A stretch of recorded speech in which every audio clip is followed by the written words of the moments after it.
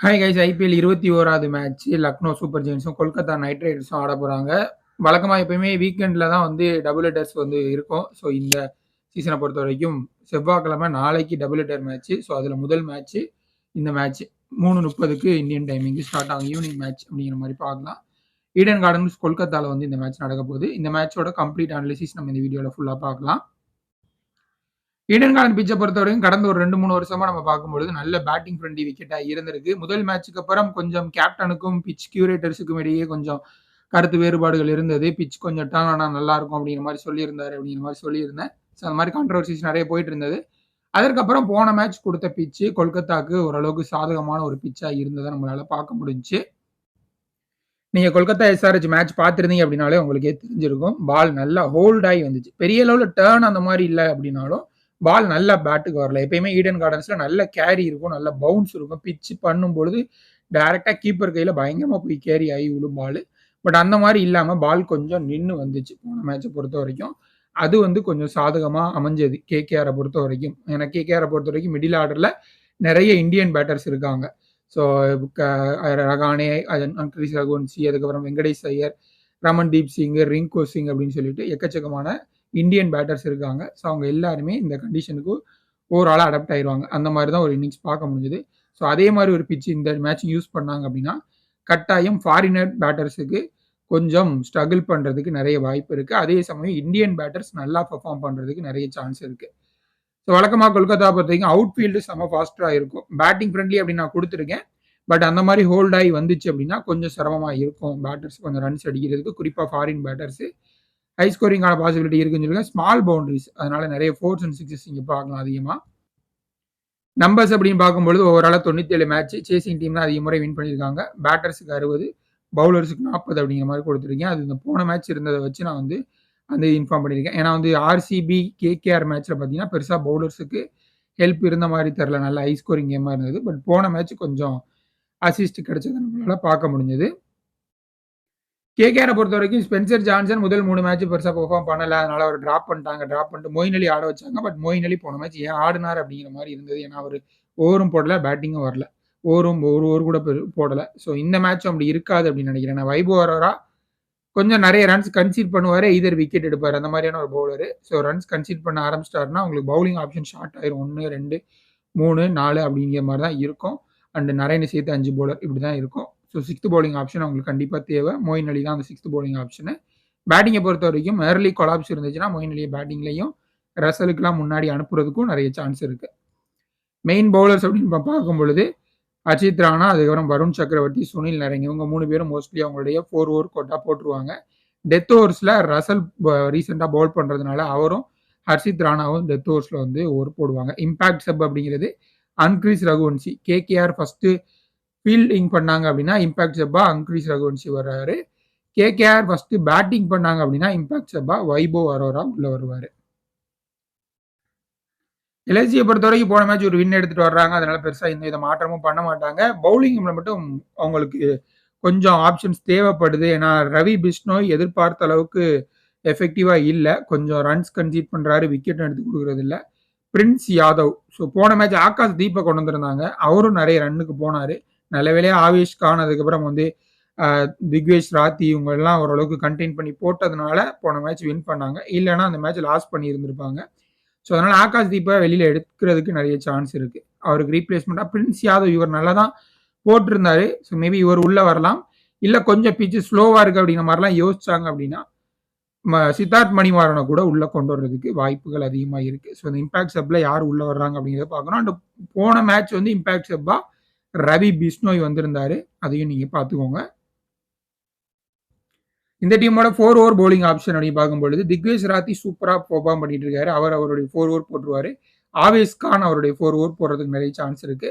And இந்த டீமை பொறுத்த வரைக்கும் மோஸ்ட்லி 5 பவுலர்ஸோட தான் ஆடுறாங்க. இம்பாக்ட் சப்பையும் சேர்த்து பார்ட் டைம் பவுலர்ஸ் யாருமே ஓவர் போடுறது இல்லை. அதனால மோஸ்ட்லி எல்லாருமே அவங்களுடைய 4 ஓவர் கோட்டா போடுறதுக்கு நிறைய சான்சஸ் இருக்கு. ஏன்னா part time bowlers Mitchell Marsh இந்த சீசன் ஃபுல்லாகவே போட மாட்டார் அப்படிங்கிற அப்டேட் வந்துருச்சு. ஏடன் மார்க்ரமுக்கு 1-2 ஓவர் கொடுப்பாங்களா அப்படின்னு கேட்டால் அவரும் ஓவர் போடுறதில்ல. ஆயுஷ் பதவனியும் கடந்த சீசன் ஓவர் போட்டார். பட் இப்போ வந்து அவரும் ஓவர் போடுறதில்ல. அதனால எல்எஸ்ஜியோட பவுலர்ஸ் யாரையாவது நீங்கள் ரிஸ்க் எடுத்து எடுக்கணும் அப்படின்னு உங்கள் டீமில் நினச்சிங்கன்னா தாராளமாக எடுக்கலாம்.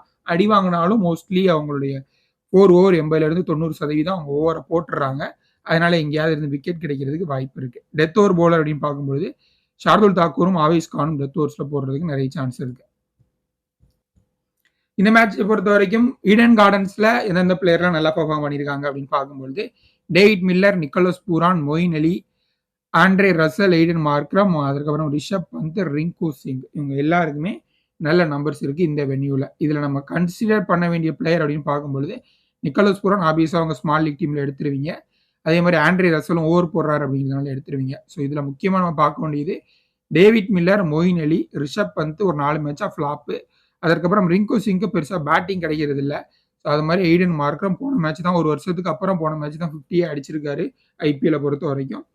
ஸோ இவங்க எல்லாம் கொஞ்சம் நீங்க யோசிச்சு உங்க டீம்ல எடுக்கலாம். ஸோ இந்த பிளேயர்ஸ் எல்லாம் வந்து நீங்க உங்க டீம்ல யோசிச்சு தாராளமா ட்ரை பண்ணி பாருங்க. குறிப்பா ரிங்குக்குலாம் ரொம்ப பேட்டிங் பெருசா கிடைக்கிறது இல்ல.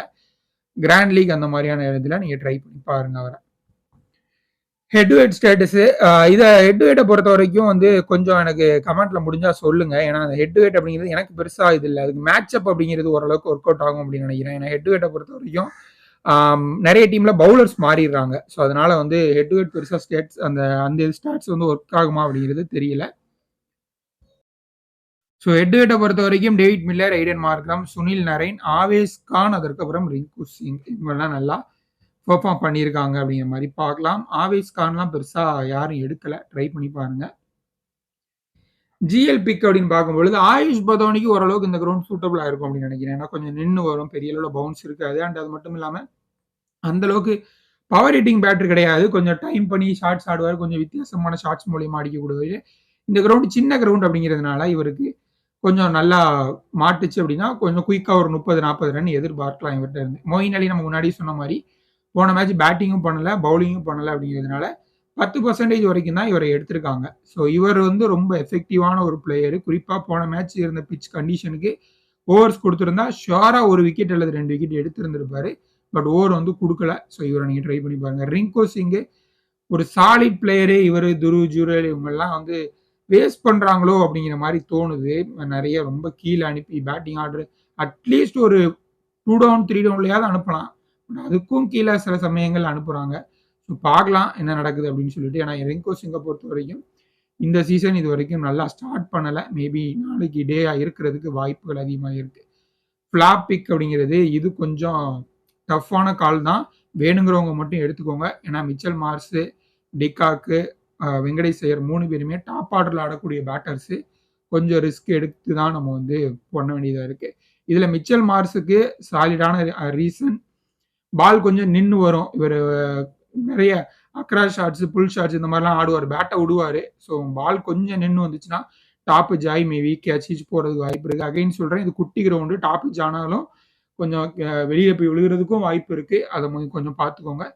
டிகாக்க பொறுத்தவரைக்கும் அவருக்கும் பால் கொஞ்சம் பேட்டுக்கு வரலன்னா சிரமப்படுவாரு. பிளஸ் வந்து அவருக்கு இந்த ஃபர்ஸ்ட் இன்னிங்ஸ்ல அவரு நெறைய முறை கம்ஃபர்டபுளா ஆடுனது கிடையாது. நெறைய முறை ஃபெயிலியர் ஆயிருக்காரு. ஸோ அந்த ஃபர்ஸ்ட் இன்னிங்ஸ்ல பேட் பண்ணாங்கன்னா, நீங்க டிகாக்க வந்து டிராப் பண்றது குறித்து நீங்க யோசிக்கலாம். அதே மாரி வெங்கடேஷ் ஐயருக்கு ஒரு மாரி லாஸ்ட் மேட்ச் வந்து அவருடைய ஸ்ட்ரென்த்துக்கு கொஞ்சம் ஃபீட் பண்ணாங்க அப்படின்னு சொல்லலாம். குறிப்பா சிமர்ஜீத் சிங் சைட் பவுண்டரிஸ் வந்து ரொம்ப குட்டி. அண்ட் இவருக்கு இந்த ஷார்ட் பால் இதெல்லாம் கொஞ்சம் ஆடுவாரு. நல்லாவே ஆடுவாரு வெங்கடேஷ் ஐயர பொறுத்தவரைக்கும். அந்த மாரி நெறைய ஃபீட் பண்ணாங்க அப்படின்னு சொல்லலாம் எஸ்ஆர்எச் பவுலர்ஸ். ஸோ அதனால கொஞ்சம் ரன்ஸ் வந்துச்சு. இனிஷியலா கொஞ்சம் ஸ்ட்ரகிள் பண்ணிட்டு தான் இருந்தாரு. அண்ட் இந்த சீசன் போன இன்னிங்ஸ்க்கு முன்னாடி ஸ்ட்ரகிள் பண்ணிட்டு தான் இருந்தாரு. ஸோ கரெக்ட்டான லைன் நேரத்துல கொஞ்சம் மேல புல்லரா அடிச்சாங்க அப்படின்னா, வெங்கடேஷ் ஐயர் மாட்டிக்கிறதுக்கு வாய்ப்புகள் நெறைய இருக்கு. First innings important pick Ayush Badoni. First இன்னிங்ஸ்ல 30க்கு மேல ஆவரேஜ் வச்சிருக்காரு. தாராளமா ட்ரை பண்ணலாம். பேட்டிங்லயே மேல ப்ரமோட் பண்ணி அனுப்புறாங்க. ரிஷப் பந்துக்கு அப்புறம் ஸ்ட்ரெய்ட்டாவே உள்ள பேட்டிங்க்கு வந்துருவாரு. ஆண்ட்ரே ரசல பொறுத்தவரைக்கும் ஓவர்ஸ் போடுறதுனால எஃபெக்டிவான ஒரு பிக்கா இருப்பாரு அப்படின்னு தோணுது. வைபவ் அரோரா ஃபர்ஸ்ட் இன்னிங்ஸ்ல அவருடைய விக்கெட் டேக்கிங் பெர்சன்டேஜ் வந்து ரொம்பவே நல்லா இருந்திருக்கு. செகண்ட் இன்னிங்ஸ பொறுத்தவரைக்கும் நெறைய பிளேயர் சாலிடா பெர்ஃபார்ம் பண்ணியிருக்காங்க. குறிப்பா ரிங்கு அண்ட் மில்லர் இவங்க 2 பேருக்குமே வந்து கிட்டத்தட்ட 50க்கும் மேல ஆவரேஜ் இருக்கு. செகண்ட் இன்னிங்ஸ்ல பேட்டிங் பண்ணும்பொழுது. ஸோ 2 பேரையுமே முடிஞ்சா ட்ரை பண்ணி பாருங்க அவருடைய கிராண்ட் லீக் டீம்ல. வருணுக்கும் ஃபர்ஸ்ட் இன்னிங்ஸோட செகண்ட் இன்னிங்ஸ்ல நெறைய விக்கெட்ஸ் வந்து எடுத்திருக்காரு. டிகாக் வந்து நான் முன்னாடியே சொன்ன மாரி ஃபர்ஸ்ட் இன்னிங்ஸ்ல ஃப்ளாப் ஆயிருக்காரு நெறைய முறை. செகண்ட் இன்னிங்ஸ்ல பெட்டர் ஆவரேஜ் வச்சிருக்காரு. வெங்கடேஷ் ஐயருக்கும் செகண்ட் இன்னிங்ஸ்ல ஓரளவுக்கு நல்ல நம்பர்ஸ் இருந்திருக்கு.